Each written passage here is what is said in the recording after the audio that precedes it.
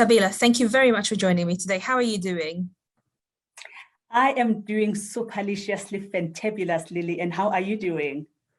I'm very happy to hear you say that. I heard it was a fantastic panel this morning, so congratulations on that.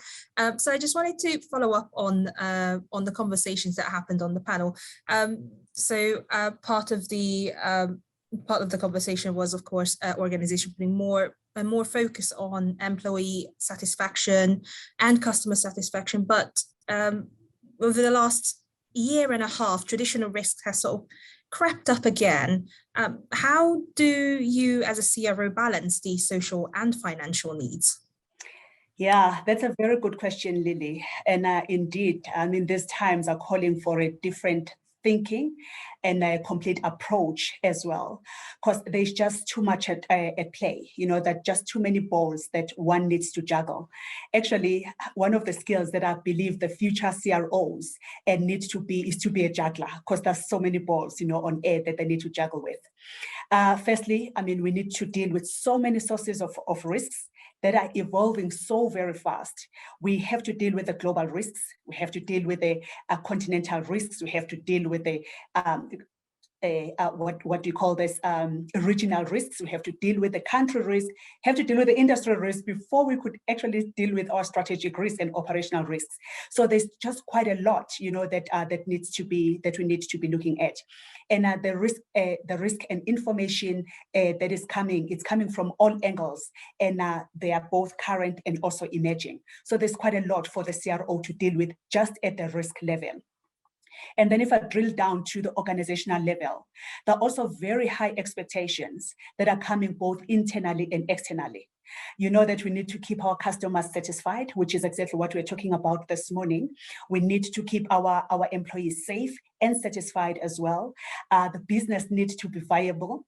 And all of this, while our shareholders are calling for the foresight, they're calling for the bold strategies, they're calling for agility, the resilience, and the financial performance. On the other side of the equation, Lily, you've got the government and you've got the communities as well that are increasingly expecting a lot from the business to support the broader goals, such as the sustainability and the social justice. At the same time, we are operating in the transforming landscape that is being influenced by some of the factors that are actually beyond our organizational control. So even the ways of making decisions, like the timeframes for making decisions and implementing them are getting so compressed. And with a lot of information that I've already mentioned that we need to digest as CROs and as organizations. And indeed, if these are not managed, they could cause some kind of dizziness. So then the question, to your point, is that how then do you balance all these things, as the CROs? So the first thing for me is that we need to understand as CROs the interconnectedness of risks. So risk, they have got multi-dimensional relations and they don't materialize in isolation. They actually trigger others and that normally results in even long-term and bigger impact. For instance, if you look at the pandemic currently, it has got a long-lasting economic, social, and even technological impact.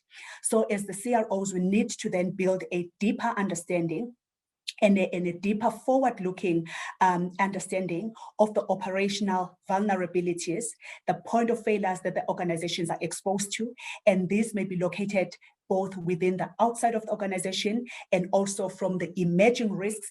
And now we need to know how do all this connect so that when we look at the adequacy and the risk responses or the risk response strategies, we look at them holistically, looking at their adequacy and also their effectiveness. So that is the first thing for me, understand the interconnectedness of risks. The second thing, Lily, if I look back into our own industry, we've been very good in modeling the insurance risks. And now we need to look at non-insurance risks and how to model these ones, because the biggest and the next biggest disruption is going to be coming from the non-insurance risk. We know that it's speculated that the biggest disruption is going to be coming from the cyber. And we have to start to look at the silent cyber risks and the silent accumulation risk as the industry. The third thing that I just want to that I'm just thinking about now is that as the risk community, we have been very good, and we've actually advanced from being reactive to proactive.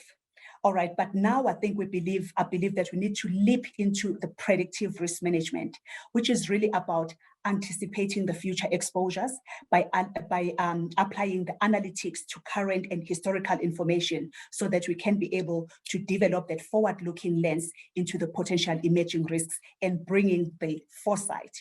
And I always use this, that, the CRO report as an example, it needs to be 20% hindsight, historical stuff, 30% insight, what is currently happening, and actually 50% foresight, which is where then the predictive risk management plays a huge role.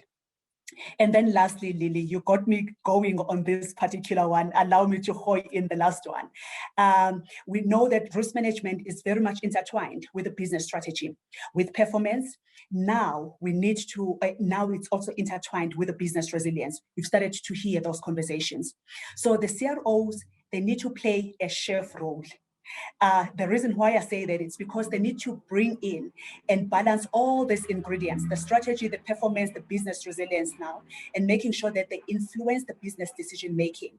They need to be the business advisors, and they also need to be the change catalyst that drive the change that is required to ensure that there is equal focus on all the 6 capitals, and then also there is a collaboration and integration and alignment within the organization.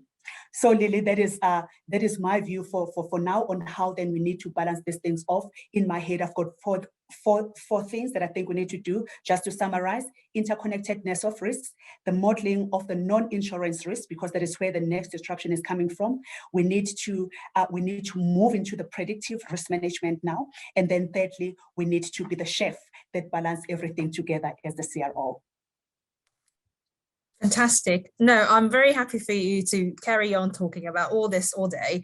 But since you mentioned, the increased focus on ESG items and digitalization, what do you think is next, really? What is it that the risk management function is going to do more of, in terms of just sort of topical areas?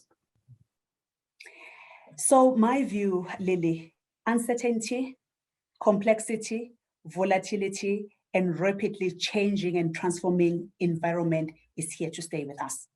We're still gonna, in the next 5 to 10 years, I believe that we're still gonna continue to operate in an environment where we don't really know what's coming, when is it coming, and where exactly the next disruption is gonna be coming from. So I also believe that the frequency and the severity of the disruptions is also going to increase. And then organizations will have to continuously transform itself in order to respond to this ever-changing environment. So to your question around what then do we do as the risk professionals, I believe that the risk functions, they also need to focus, and they also need to transform. And I think we've already started to see that in the past almost 2 years now during this crisis, that we're able to respond to the disruption. And actually, risk management fraternity was actually profiled and elevated during the crisis. So it was our time to shine, as the risk profession. But also having witnessed how decisions were taken during this materialization of the disruption, which is the COVID, which has been with us now for almost 2 years. It's kind of like proved to me, and I know that this becomes a little bit controversial, but it kind of like proved that it's becoming lesser of the methodologies and the frameworks that we so dearly love, as the risk practitioners, but it's becoming more about the culture and the decision-making behaviors that are guided by our risk appetite. So I just want to share with you what we are doing back at home, which is called Mutual Insure. We do what we call the muscle memory building. So what we do is that we've got different scenario planning that we take our crisis management team and now rolling it out to the leadership as well, so that we could improve the business agility and the ability to survive and thrive through any disruptions, because we know that I've already said they are inevitable. So when we do this muscle memory buildings, we believe that they actually strengthen management's ability of making judgment calls, and making the calls and the decisions just in time or just in case, especially when they are under pressure. So we take them through this so that they actually build that muscle of knowing how to make decisions, especially during the crisis, because like I've already said, they are going to be with us all the time, and they might not be hit by just one crisis. They might be, might be hit by quite some few things at a time. So that muscle memory building exercise, it actually strengthens and assists different decision makers to be able to use the information that is coming through to make those decisions. Recognizing that the more real-time risk intelligence is needed for better, faster, and complex decision making. And of course, when you say move forward, move away from all these dashboards, all these reports, and all these all these very analytical things, I'm getting what you mean is to move towards a leadership role for risk that risk managers need to take on, but leadership always changes so often. So what is it that you think we'll be needing as leaders of tomorrow, and what kind of skill sets and mindsets are we going to be needing?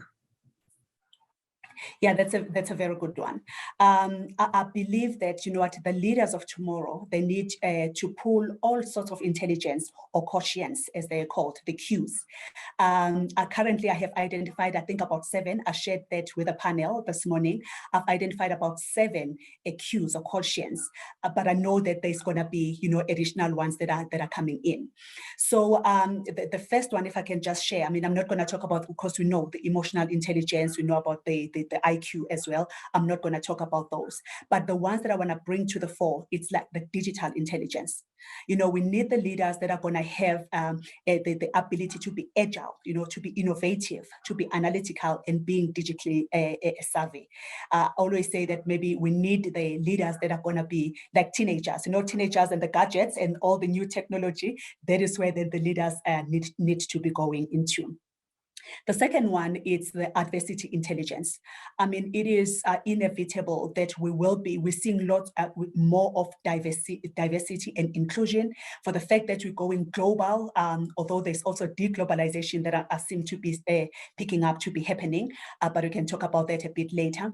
But we operating in a world that is so, that is so diverse, that is so different. So a leader of tomorrow will need to understand that the adversity and the ability to actually triumph over the adversity. The other one that I've picked up, I found this one very fascinating. Actually, the last two, I found them pretty fascinating. It's the UQ. You, like me and you, UQ, UQ, yeah.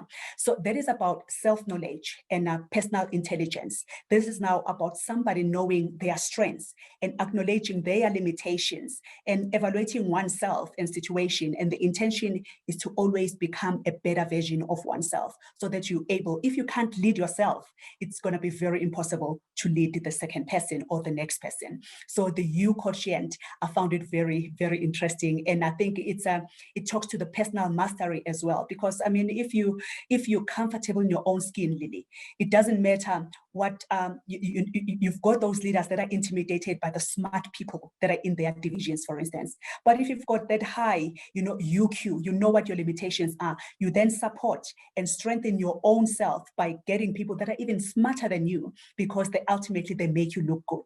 So that is one of the quotient that I found it fascinating, that I've also learned about. And then the last one, it's the YQ. Why, which could be why, like a question why.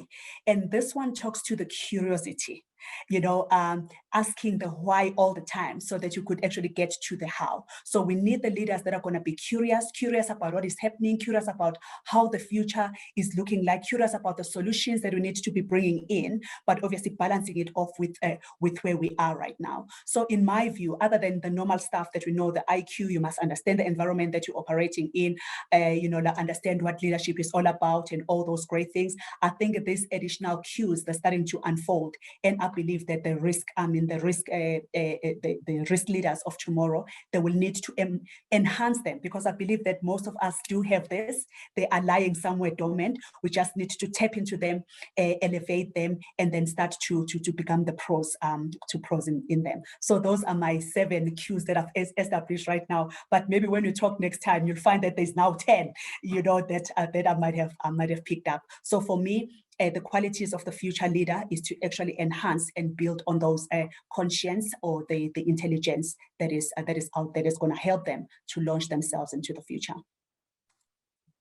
Well, it's a rapidly changing field, so I'm looking forward to speaking to you again and maybe learn about the 3 new quotients later on. But Thabile, for now, thank you very much for joining me, and I really appreciate this chat. Thank you so much, Lily. Maybe just a closing remark for me, from my side, is that in the world that is so uncertain, in the world that is so volatile, that is rapidly transforming digitally, environmentally, socially, economically, and all these other leads that are out there, we have to, as the leaders, identify the necessary skills and the technologies that will transform us beyond just seeking relevance, but that is going to transform us to be influential. In the world that is full of complexities, we need to bring simplicity. In the world that is full of artificial intelligence, we need to pull in all sorts of real intelligence, like the ones that I've spoken about. So as the future leaders, it is our responsibility to make ourselves future fit and launch ourselves into the future. And I always say that the best way of predicting the future is to create it. So we need to create ourselves to be those leaders that would love to follow in the future. And then it's an opportunity for us to do the difficult things while they're still easy, and do great things while they're still small. Thank you so much, Lily. Thank you, Thabile.